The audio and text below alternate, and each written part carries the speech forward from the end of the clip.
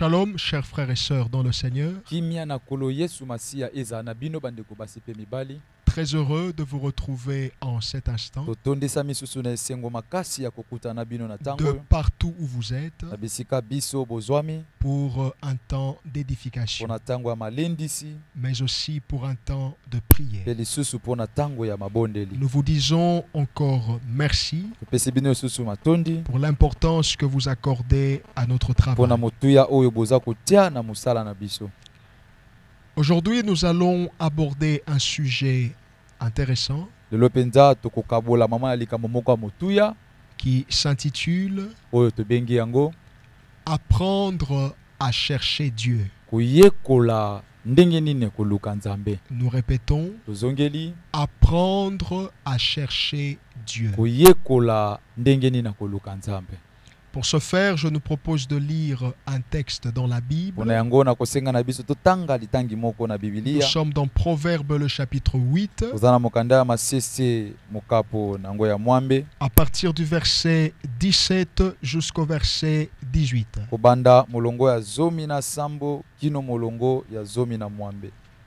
Et lisons ensemble. J'aime ceux qui m'aiment, et ceux qui me cherchent me trouvent. Avec moi sont la richesse et la gloire, les biens durables et la justice. Parole du Seigneur. Amen. Nous rappelons que nous sommes en train de parler autour du thème apprendre à chercher Dieu.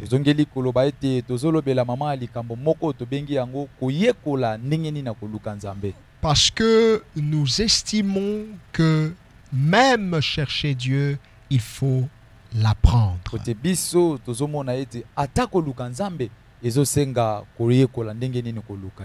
Nous avons lu un texte merveilleux dans le livre de Proverbes, le chapitre 8, verset 17 jusqu'au verset 18.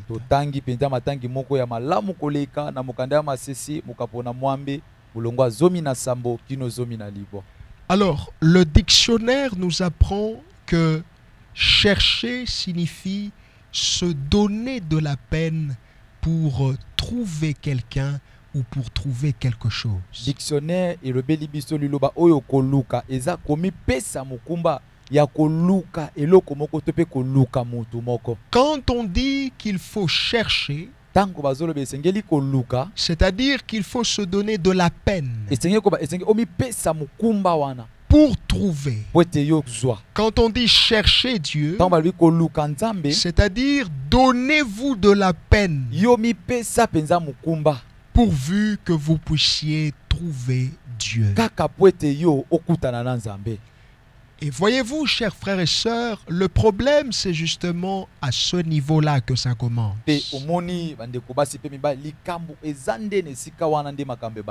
Nous remarquons que durant ces dernières années, les hommes, du moins certains, ont été beaucoup plus occupés à chercher autre chose que Dieu.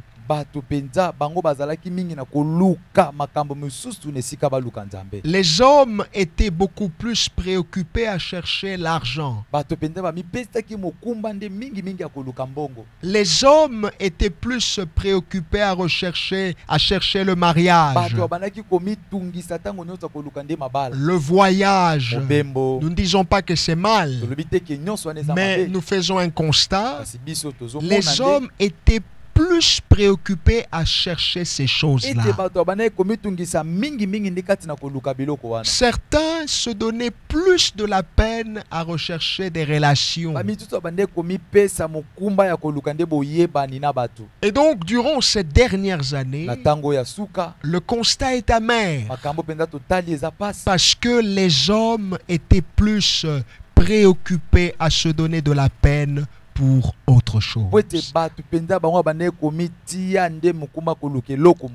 Or, bien-aimé, il faudrait savoir ceci.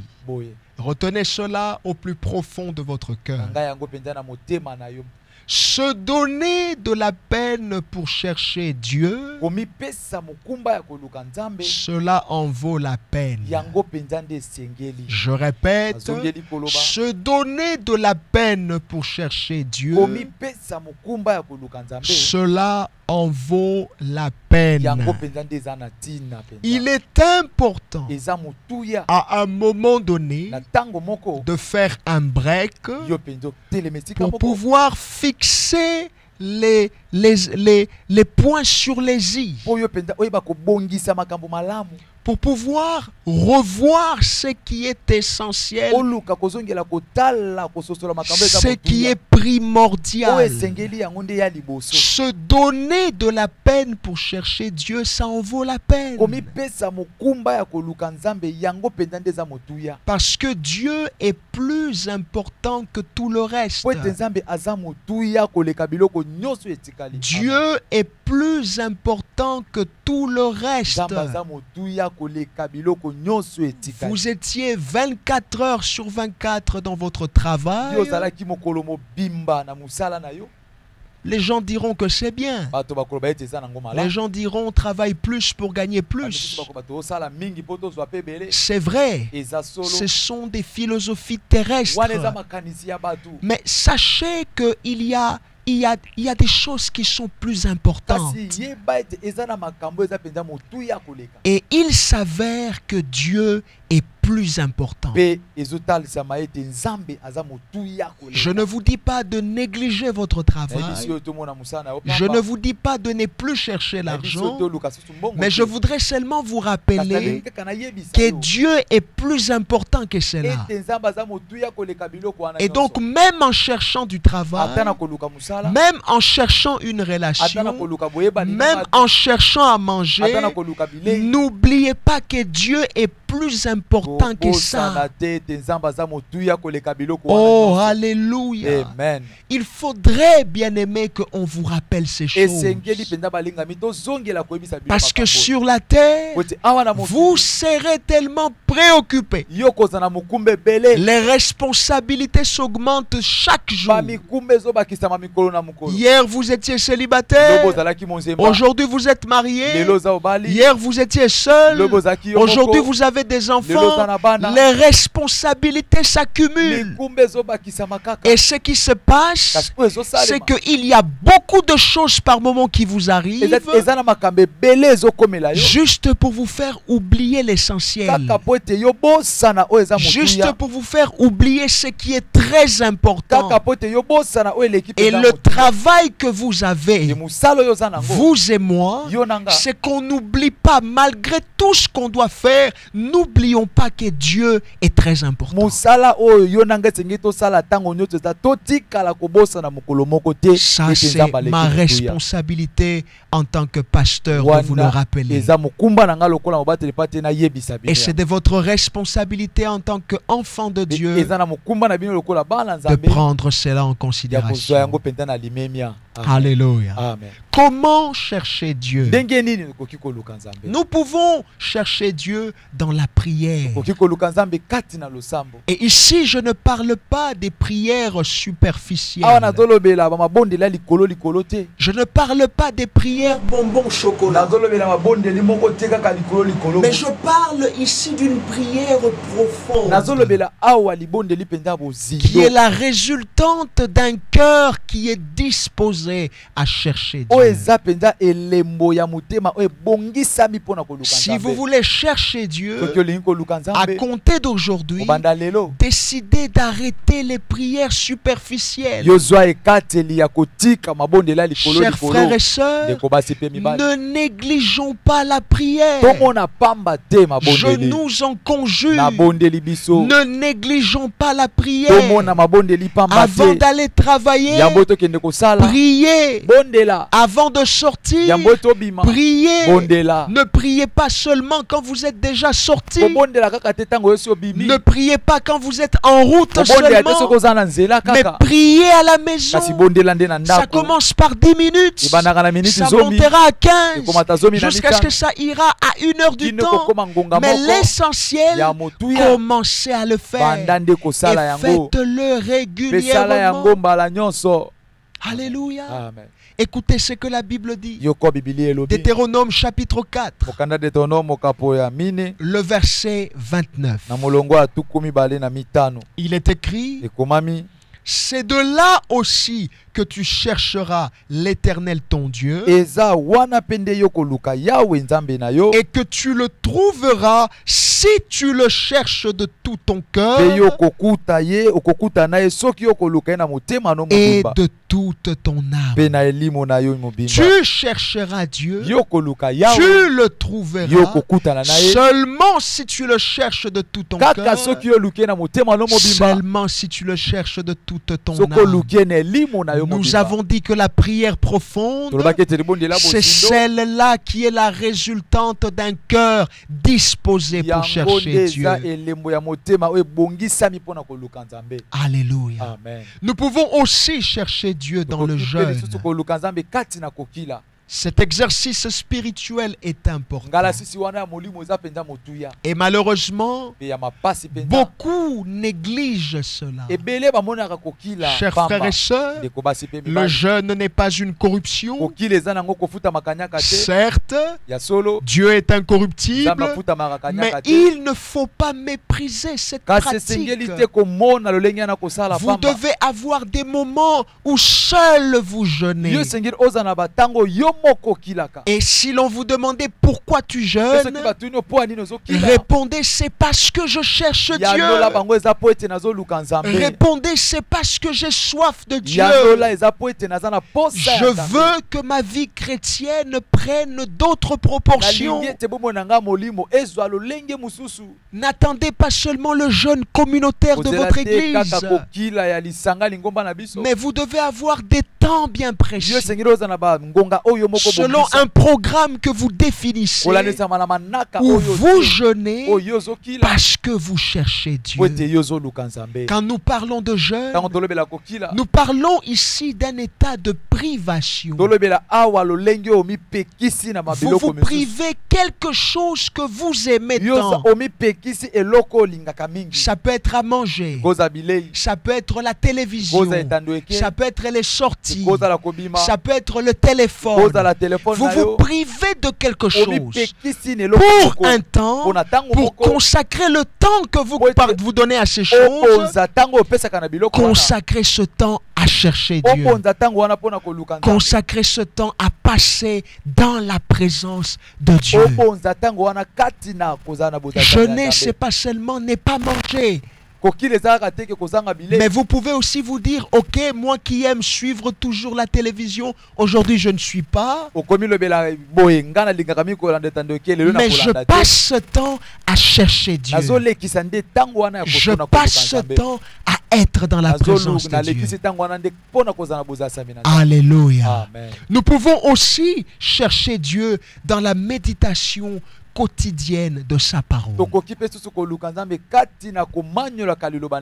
Et ça, bien-aimé, c'est très important. Méditer quotidiennement.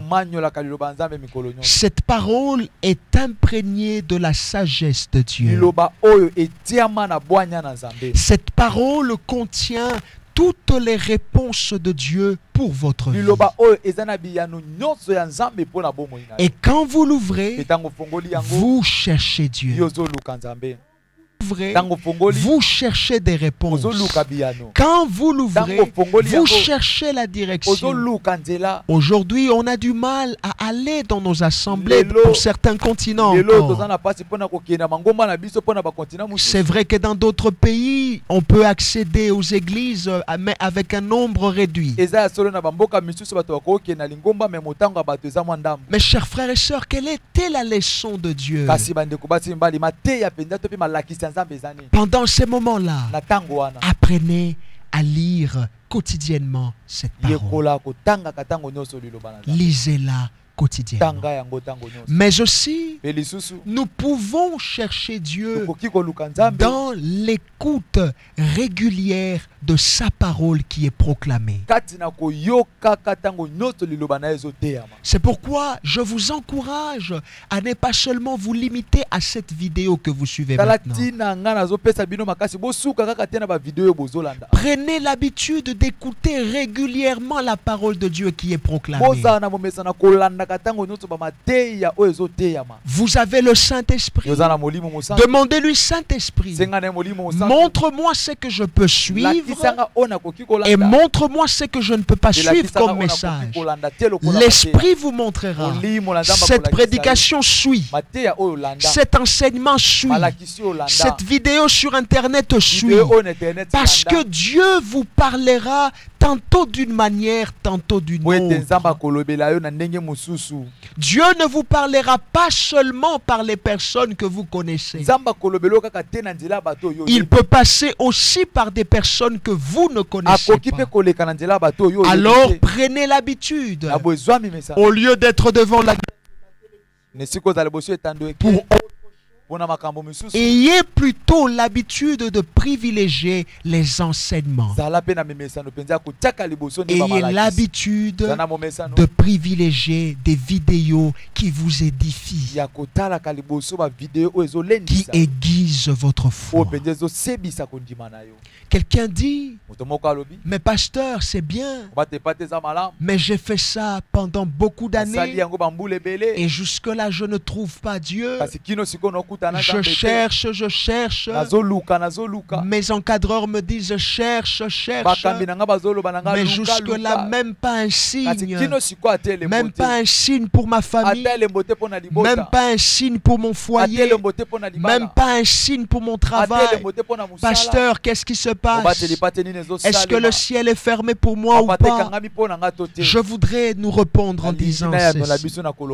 Chers frères et sœurs, tant que vous n'avez pas encore trouvé Dieu, cherchez-le encore. Écoutez, vous pouvez tout oublier, mais n'oubliez pas ça.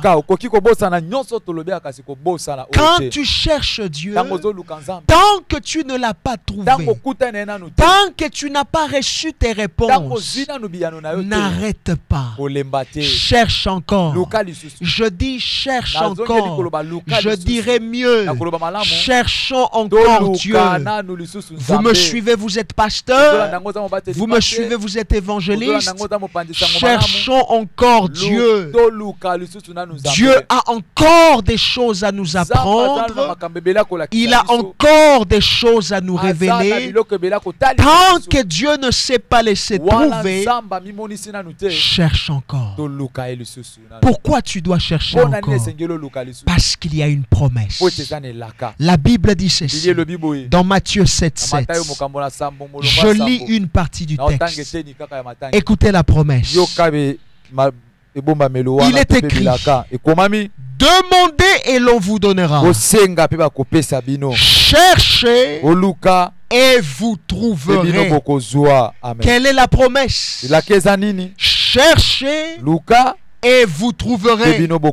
Dieu n'a pas dit cherchez et vous ne trouverez pas. Il a fait une promesse. Il a dit cherchez et vous trouverez.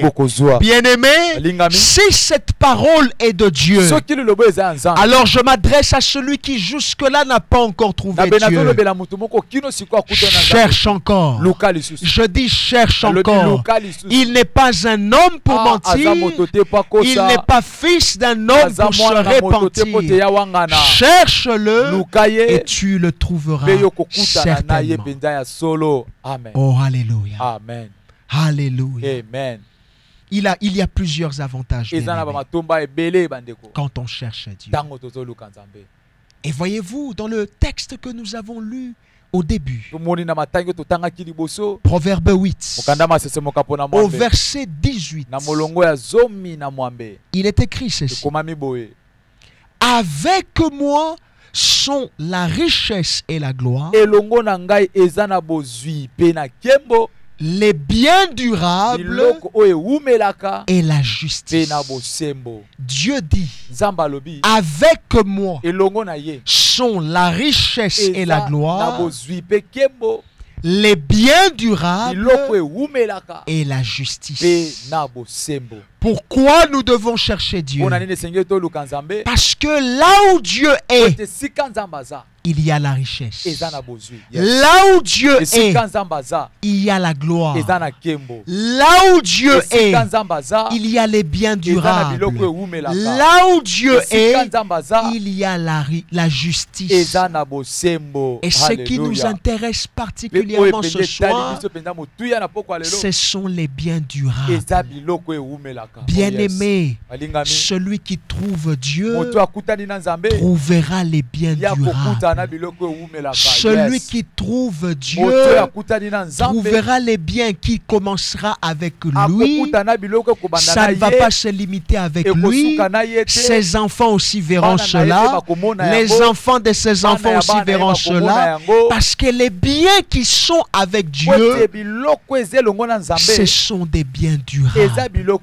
Oh, que quelqu'un dise, Seigneur, je veux les biens durables. Répétez le, Seigneur, je veux les biens durables.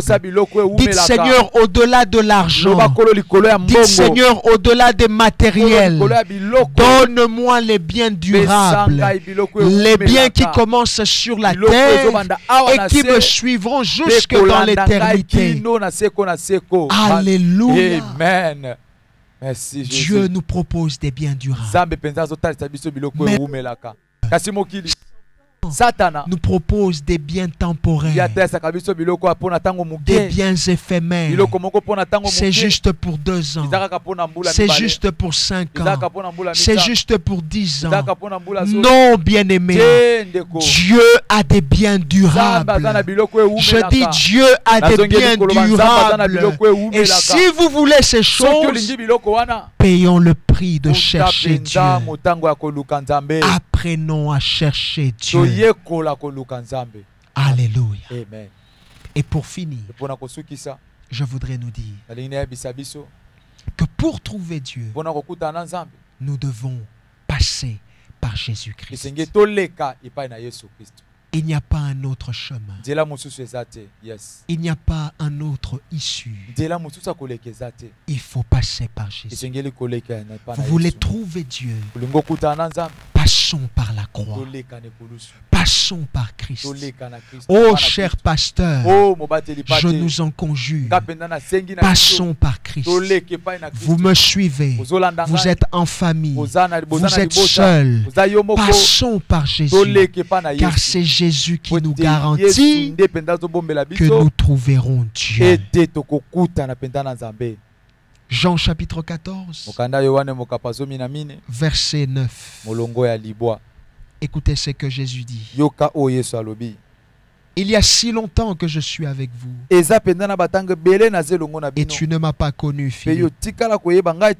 Celui qui m'a vu a vu le Père. Amen. Oh, alléluia. Amen. Celui qui m'a vu a vu le Père. En d'autres termes, celui qui m'a moi possède dans sa vie, dans son cœur. Je dirais encore mieux, trouve Dieu. Celui qui me trouve le Père. Celui qui me voit le Père. Oh, est-ce que cela, ce n'est pas merveilleux? Alléluia.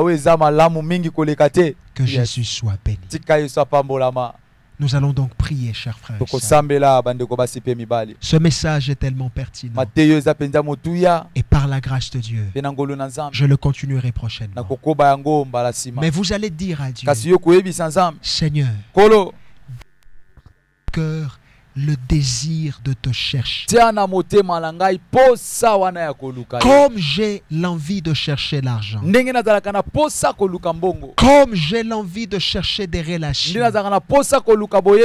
Dépose dans mon cœur le désir de chercher ta présence. Élevez votre voix. Prions au nom de Jésus. Oui, dans le nom de Jésus. Alléluia. Père, je fais cette prière. Seigneur, merci. Merci pour parce ta que parole. Ce message est aussi valable pour moi. Père, je te dis merci. Dépose dans mon cœur un désir ardent, un besoin pressant.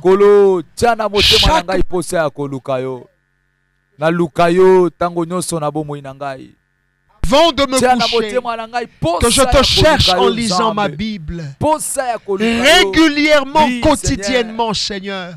Même quand je travaille, que je ne perds pas l'attitude de quelqu'un qui cherche Dieu. Que je n'oublie pas cela. Que je n'oublie pas cela. Dépose cela dans mon cœur. Au nom de Jésus. Au nom de Jésus. Mais dans mon cœur, le désir de te chercher, Seigneur. Second sujet. Dites à Dieu d'enlever toute distraction dans votre vie. Tout ce qui a pour fonction de vous faire oublier que vous devez chercher Dieu. De tout votre cœur, dites à Dieu d'enlever cela. Qu'il enlève cela dans votre vie. Qu'il enlève cela dans la vie de vos enfants. Qu'il enlève cela dans la vie de votre époux, de votre épouse. Dans la vie de vos frères. Que Dieu enlève cela. Élevez vos voix. Prions tous au nom de Jésus. Oui, dans le nom de Jésus. Père, enlève tout ce qui me distrait. Tout ce qui veut me faire oublier que je dois te chercher. Tu as dit au commencement Dieu. Au commencement n'est pas l'argent. Au commencement n'est pas les relations.